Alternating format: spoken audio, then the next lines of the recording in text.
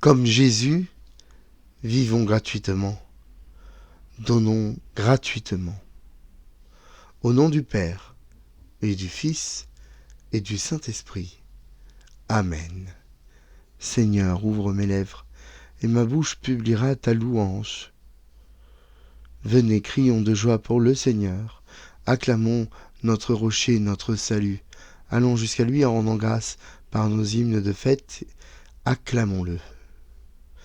Chers frères et sœurs, chers amis dans le Christ, bonjour à toutes et à tous et bienvenue dans ce quotidien Jésus numéro 341. Nous sommes aujourd'hui le samedi 9 décembre 2023 dans la première semaine de l'Avent. Pardonnez-moi. Aujourd'hui, nous terminons cette première semaine. Demain, nous allumerons la deuxième bougie. Aujourd'hui, nous avons ici une première bougie qui est allumée depuis dimanche dernier. Et demain, nous allumerons une deuxième. C'est la tradition de la couronne de l'Avent et de cette avancée et de cette lumière qui augmente peu à peu. Commençons, chers amis, chers frères et sœurs, commençons par confier au Seigneur cette méditation. Rendons grâce pour ses bienfaits. Remercions-le à haute voix. Prions pour la paix en Israël et en Palestine, au Proche-Orient, en Ukraine, pour les Arméniens du Haut-Karabakh, pour les Éthiopiens, pour toutes les victimes innocentes, pour la libération des otages. Prions pour les enfants victimes d'abus, que justice soit faite et les mineurs protégés. Chers frères et sœurs, partageons cette bonne nouvelle de la naissance de la petite Anaë Marie, qui est née en bonne forme hier, au jour de l'Immaculée Conception. Alors, souhaitons-lui une belle vie et prions pour ses parents, qui ont traversé avant elle une douleur très difficile. Pardonne-nous, Seigneur. Oui, pardonne-nous. Pardonne-nous parce que nous ne sommes pas à la hauteur de ces enfants que nous sommes chargés d'éduquer et que nous devons protéger. Nous ne sommes pas à la hauteur, mais nous faisons ce que nous pouvons. Je confesse à Dieu Tout-Puissant et je reconnais devant vous, frères et sœurs, que j'ai péché en pensée, en parole, par action et par omission. Oui, j'ai vraiment péché. C'est pourquoi je supplie la Bienheureuse Vierge Marie, les anges et tous les saints, et vous aussi, frères et sœurs, de prier pour moi le Seigneur notre Dieu. Que Dieu Tout-Puissant nous fasse miséricorde, qu'il nous pardonne nos péchés et qu'il nous conduise jusqu'en sa vie éternelle. Amen. Seigneur, prends pitié. Ô Christ, prends pitié. Seigneur, prends pitié. Seigneur, écoute-nous. Seigneur, exauce-nous.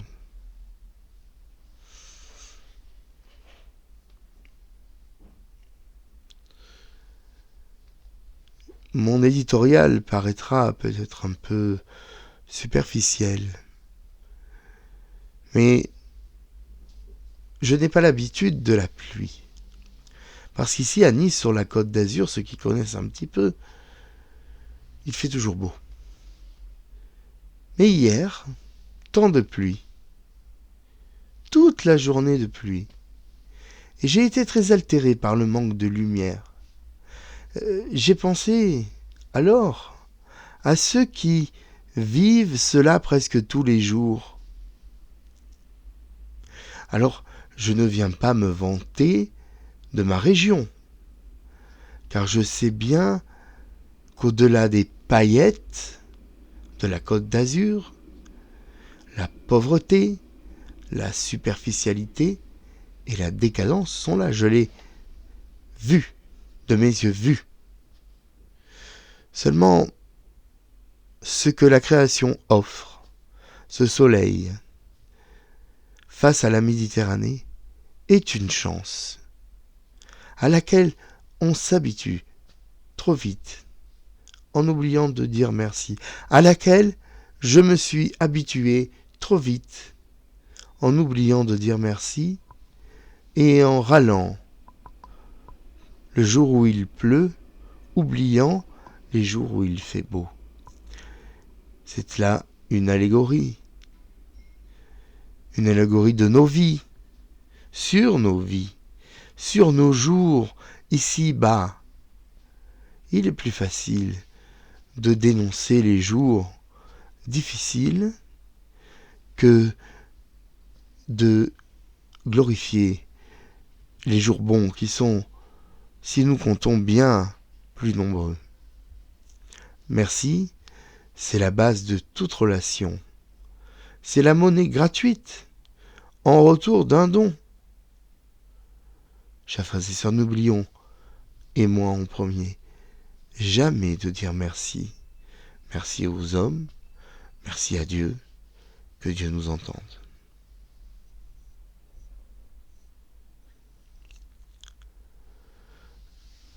Aujourd'hui, nous lisons dans l'évangile de Jésus-Christ selon saint Matthieu, au chapitre 9.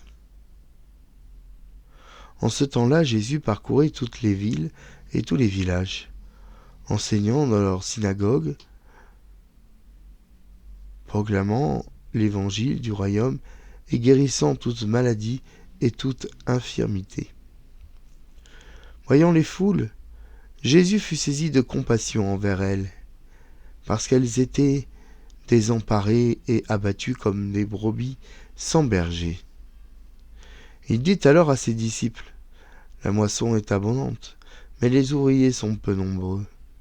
Priez donc le maître de la maison d'envoyer des ouvriers pour sa moisson. » Alors Jésus appela ses 12 disciples et leur donna le pouvoir d'expulser les esprits impurs et de guérir toute maladie et toute infirmité. Ces 12, Jésus les envoya en mission avec les instructions suivantes. « Allez, vous, vers les brebis d'Israël, perdues de la maison d'Israël. Sur votre route, proclamez que le royaume des cieux est tout proche. Guérissez les malades, ressuscitez les morts, purifiez les lépreux, expulsez les démons. Vous avez reçu gratuitement, donnez gratuitement. » Nous acclamons ta parole. Louange à toi, Seigneur Jésus. Frères et sœurs, chers amis dans le Christ, que la paix soit avec vous. Le prophète Isaïe nous annonce ce jour, ce fameux jour, où le Seigneur pansera nos plaies, ce jour où il viendra guérir nos meurtrissures. Chers frères et sœurs, souvent, il me tarde que ce jour arrive, tant le poids de ces temps me pèse.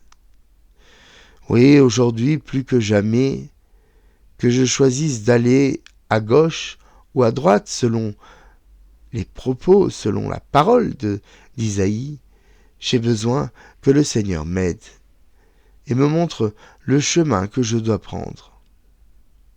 Ce jeu que j'utilise ne me concerne personnellement, mais vous englobe dans cette prière et dans cette méditation. Je crois au fond que le Seigneur le fait. Je crois que je suis profondément aveugle et que ce jour qui arrive, qui ne cesse d'arriver, qui ne cesse de se produire, ce jour qui est présent, intimement présent, ce jour, nous ne le voyons pas. Ce jour, j'ai envie de l'appeler le jour du Seigneur, et ce n'est pas que le dimanche. Il nous passe au-dessus.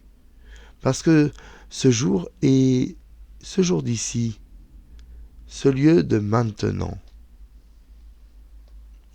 Tant de chantres essayent de nous apprendre à vivre le temps présent, Leurs intentions sont louables. N'allons pas critiquer pour critiquer. Or, frères et sœurs, que peut-on vivre d'autre que le présent? Je vous le demande.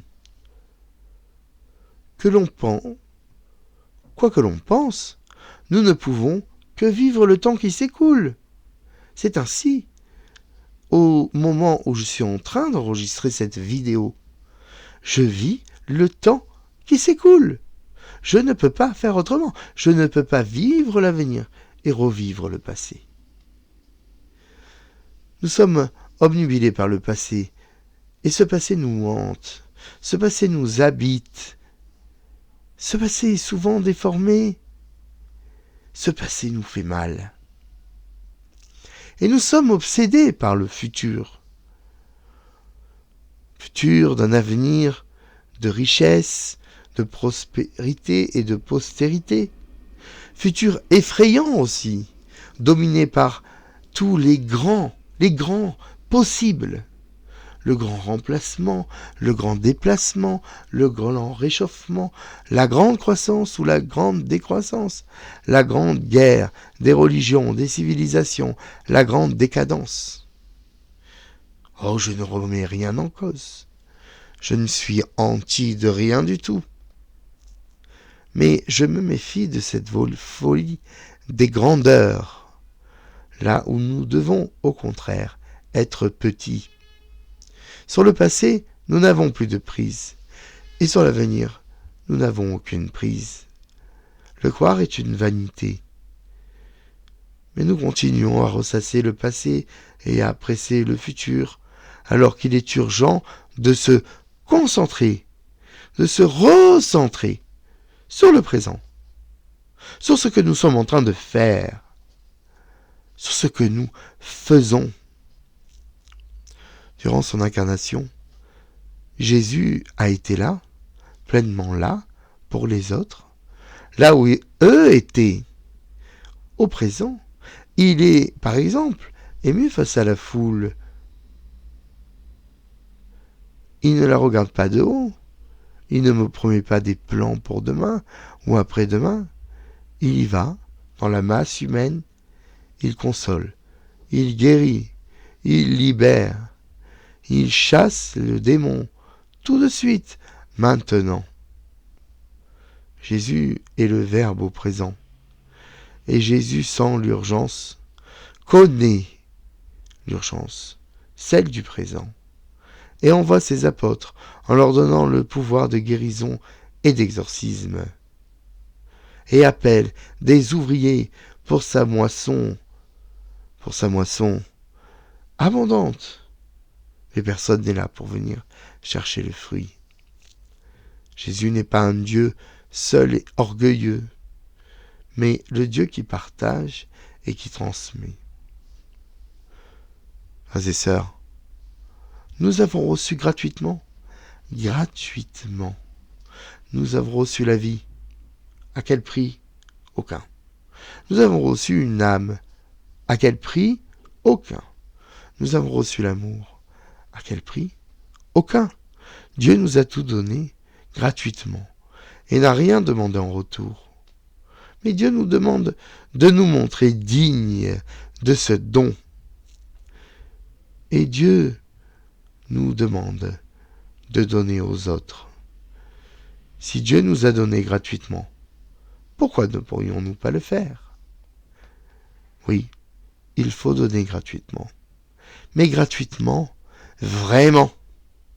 Une maxime contemporaine dit, notamment au sujet du web, que lorsque c'est gratuit, le produit c'est nous. Et c'est malheureusement vrai. Alors que notre gratuité ne soit pas fausse, donnons de notre indigence, donnons de notre pauvreté, de notre faiblesse. Mais que ce don ne soit pas l'occasion pour nous de briller, l'occasion pour nous d'être bien considérés.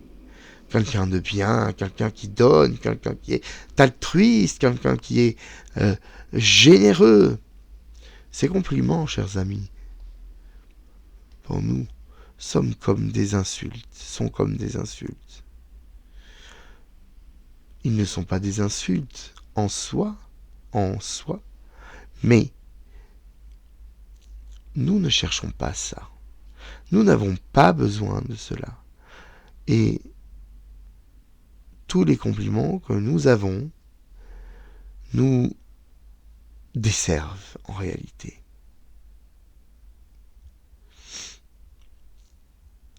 Le Seigneur l'a dit, que notre main droite ignore ce que fait notre main gauche. Une autre maxime au sujet de l'amour.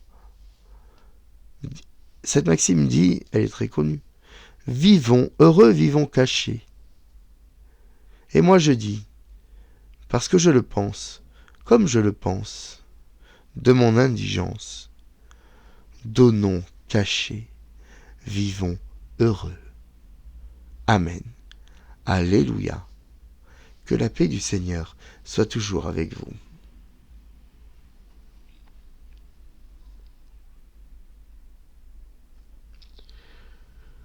Prions, chers frères et sœurs.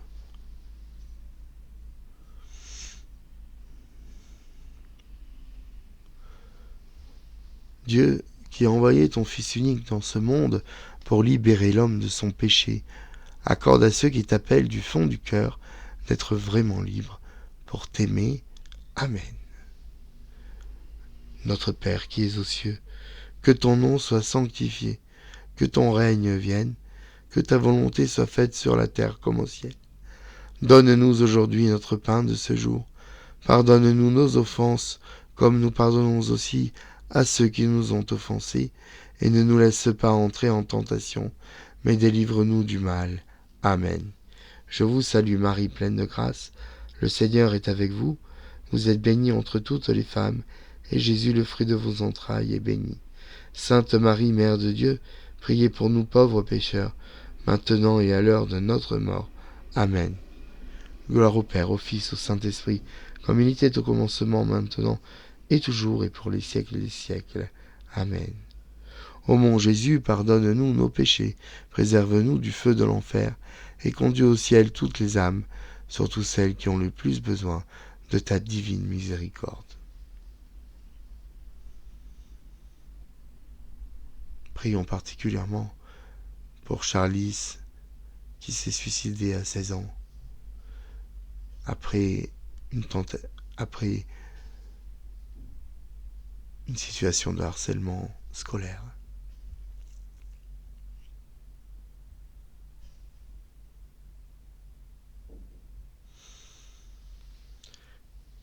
Chers amis, je vous souhaite un bon samedi. Je vous dis à demain, puisque demain c'est dimanche, deuxième dimanche de l'Avent. Vivez et vivons pleinement ce temps de l'Avent si important, si précieux. Vivons-le pleinement, vivons-le grandement, vivons-le avec nos tripes et avec notre cœur, avec nos crèches. Soyons la crèche du Seigneur qui l'accueille dans son cœur. Demandons au Seigneur Tout-Puissant qu'il nous bénisse et qu'il nous garde, lui qui est Père, Fils et Saint-Esprit. Amen. Bonne journée et à bientôt sur cette chaîne du quotidien Jésus, à la gloire de Dieu. Amen.